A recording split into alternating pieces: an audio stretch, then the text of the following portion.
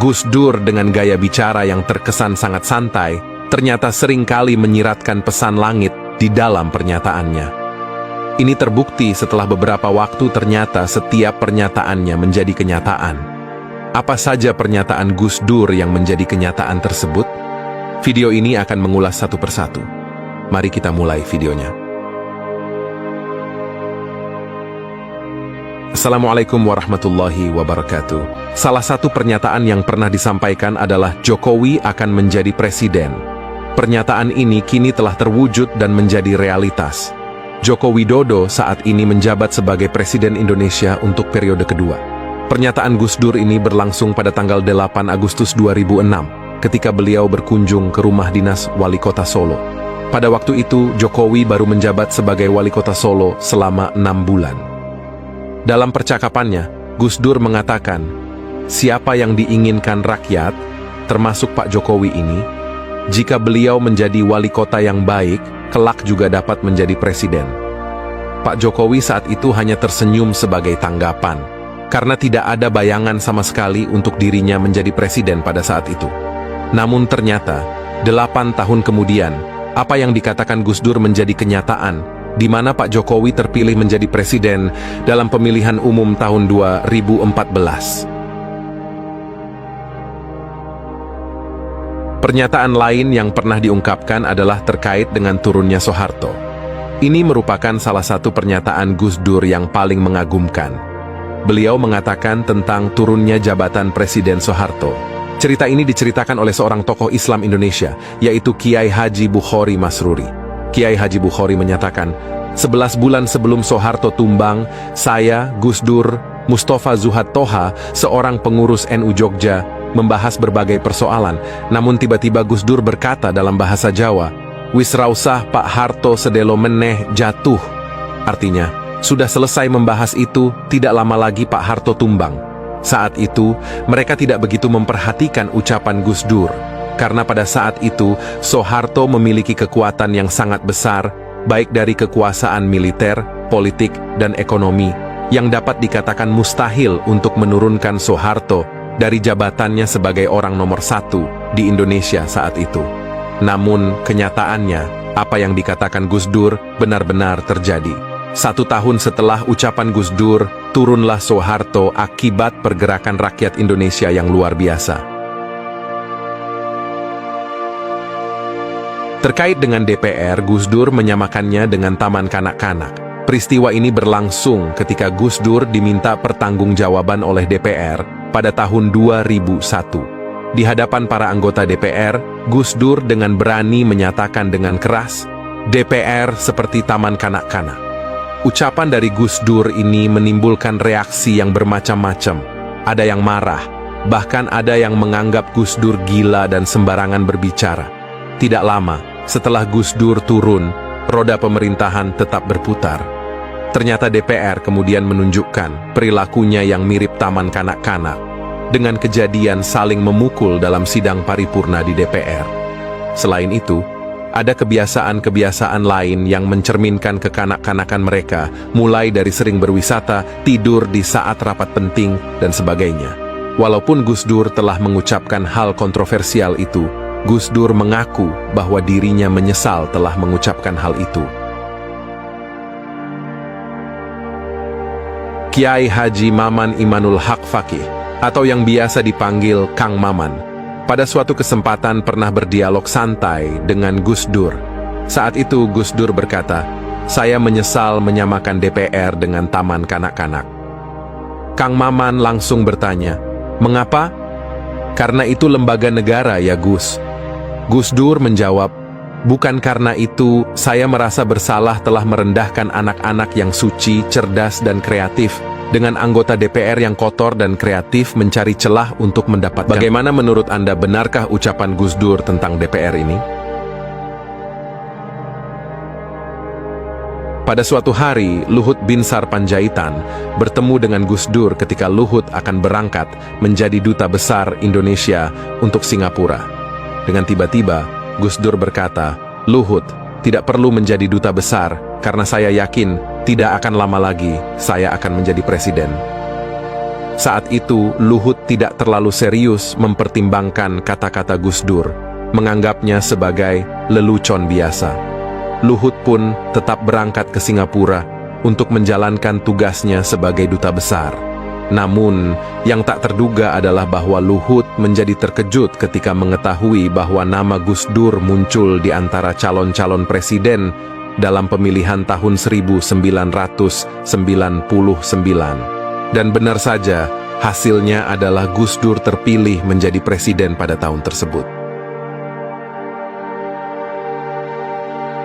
Gus Dur juga mengatakan ajudannya menjadi Kapolri. Jenderal Purnawirawan Polisi Sutarman pernah menjadi ajudan dari Gus Dur.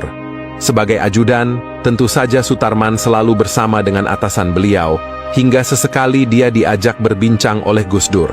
Gus Dur menyatakan kalau Sutarman akan lancar, dan beliau mengatakan Sutarman akan menjadi Kapolda. Kemudian, setelah itu, menjadi Kapolri.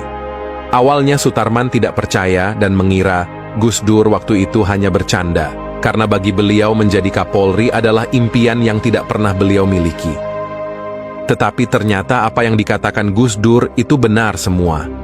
Jenderal Sutarman naik menjadi Kapolda, lalu naik menjadi Kepala BNN, sebelum akhirnya diangkat menjadi Kapolri oleh Presiden SBY.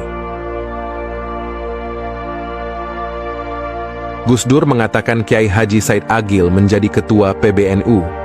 Ceritanya, pada suatu hari Kiai Said Aqil diminta untuk menyediakan air putih dan roti tawar untuk sarapan. Setelah itu, Gus Dur meminta Kiai Haji Said Aqil untuk membacakan Ihya Ulumuddin. Namun baru saja dibacakan, Gus Dur malah tertidur, bahkan sampai mendengkur. Akan tetapi, 5 menit kemudian, Gus Dur bangun, dan secara tiba-tiba langsung mengatakan, "Sampean akan menjadi Ketua PBNU di atas usia 55 tahun. Dan ternyata pernyataan Gus Dur jadi kenyataan lagi. Kiai Haji Said Aqil terpilih di Muktamar ke-32 NU di Makassar pada usia 56 tahun. Gus Dur tidak hanya menerka bahwa Kiai Haji Said Aqil akan menjadi Ketua PBNU, tetapi tebakan beliau tentang umurnya pun sangat akurat. Pernyataan Ahok menjadi gubernur. Terbukti bahwa kenaikan Ahok menjadi gubernur telah diramalkan oleh Gus Dur dari jauh-jauh hari. Pada saat itu, Ahok sedang mencalonkan diri sebagai gubernur Bangka Belitung, tetapi pada pemilihan tersebut, Ahok kalah telak. Pada waktu itu, Gus Dur memberikan semangat untuk Ahok yang gagal di pemilu Bangka Belitung. Lalu Ahok berkata kepada Gus Dur, "Sudahlah Gus, tidak usah digugat lagi, orang Cina itu memang tidak akan bisa menjadi gubernur." Kemudian Gus Dur pun menjawab, "Siapa bilang, apalagi menjadi gubernur? Menjadi presiden saja kamu bisa kok." Dan akhirnya, Ahok pun berhasil menduduki jabatan gubernur DKI Jakarta, ketika Pak Jokowi terpilih menjadi presiden pada tahun 2014. Lalu terbukti lagi kan pernyataan Gus Dur, tetapi pernyataan Ahok yang akan menjadi presiden itu masih belum terbukti. Ahok yang akan menjadi presiden itu masih belum terbukti. Gus Dur memprediksi skor Piala Dunia. Presiden Indonesia keempat ini sangat gemar sepak bola. Bahkan dulu, Gus Dur sering menulis analisis tentang sepak bola di majalah Tempo dan Kompas. Pada suatu kesempatan, Gus Dur pernah mengatakan, skor Piala Dunia 1998 antara Brazil dan Skotlandia. Saat itu, Gus Dur menyatakan pertandingan akan berakhir 2-1 untuk Brazil. Dan pernyataannya saat itu sangat tepat. Brazil menang dengan skor 2-1 dari Skotlandia. Karena pernyataannya tepat, Gus Dur pun sering menjadi sasaran wartawan pada saat itu jika ada banyak laga pertandingan sepak bola. Mereka ingin mengetahui pernyataan-pernyataan selanjutnya. Gus Dur mengatakan kematiannya sendiri. Pernyataan ini terkuak setelah percakapan Gus Dur dengan Profesor Soehardi yang merupakan guru besar UGM dan pernah menjadi Dirjen Kehutanan di masa jabatan Gus Dur. Di ruang ICU beberapa hari sebelum meninggalnya Gus Dur, ketika Profesor Soehardi mengunjunginya, Gus Dur berkata, "Pak Hardi, saya titip bangsa ini, tolong ikuti dan kawal Pansus Senturi di DPR besok Kamis. Saya akan pulang ke Tebu Ireng dengan diantar banyak orang. Saya sudah ditunggu ayah saya di sana. Tebu Ireng adalah pesantren sekaligus kampung halaman Gus Dur yang didirikan oleh Kiai Haji Hashim Asy'ari pada tahun 1899. Di Tebu Ireng ini juga ada makam ayahanda Gus Dur, yaitu Kiai Haji Wahid Hashim. Setelah ucapan Gus Dur di ruang ICU waktu itu pada hari Kamis, kemudian Gus Dur dinyatakan meninggal dunia sesuai dengan ucapan beliau ke Pak Hardi. Itulah beberapa prediksi yang dikatakan Gus Dur yang selama ini terbukti dan benar-benar terjadi. Kita memang tidak boleh percaya ramalan, tapi dalam beberapa kasus Allah memang membuka hijab pandangan pada wali Allah yang dikehendaki. Tak jarang seorang wali Allah tersebut bisa melihat sesuatu yang tidak bisa dilihat orang pada umumnya, mengetahui masa depan. Sebagai contohnya, bagikan jika Anda menyukai video ini. Tinggalkan komentar terbaik Anda. Terima kasih sudah menyimak video kami. Nantikan video kami berikutnya. Wassalamualaikum warahmatullahi wabarakatuh.